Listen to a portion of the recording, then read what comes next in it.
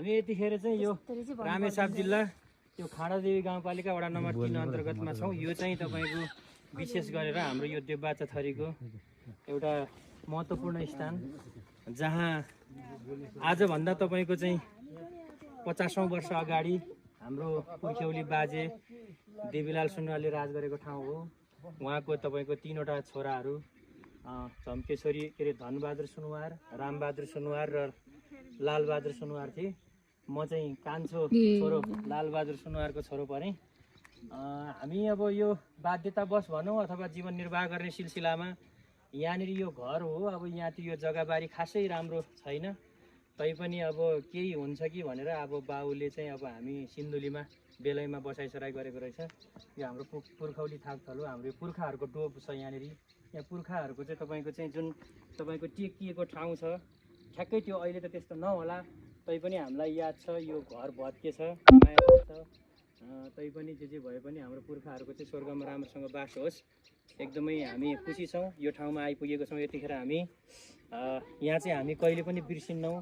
वर्षमा एकपटक जे भए पनि यो हाम्रो पुर्खौली स्थान भनेर हामी यहाँ आउने गर्छौँ। के गर्नु, बाध्यता व्यवस्था आफ्नो ठाउँमा छ।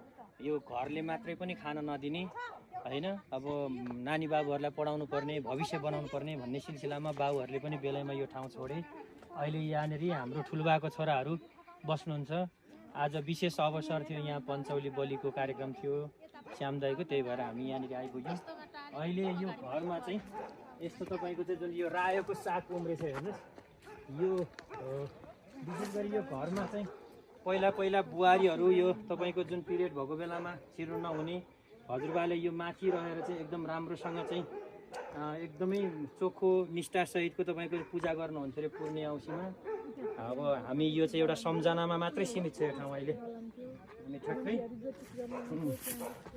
चाहिँ यो चाहिँ एउटा यो यति धेरै यो गाउँहरूको चाहिँ यो चाहिँ मुखिया बा भन्थ्यो अरे हाम्रो हजुरबालाई।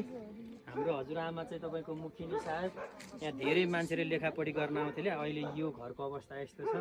बाध्यता र व्यवस्था आफ्नो ठाउँमा चाहिँ हेर्नुहोस्। यो भौकालमा यो चाहिँ हाम्रो पुर्खाहरूको चाहिँ यो आलो संस्मरणमा स्मरण गर्ने यो एउटा चाहिँ डोब हो है यो। त्यही भएर यहाँ ट्याक्क लाएर हामी भिडियो गर्दैछौँ। ल ओके छ त, ल बाँकी थुप्रो कुरा भन्नु थियो, त्यस्तो केही पनि छैन।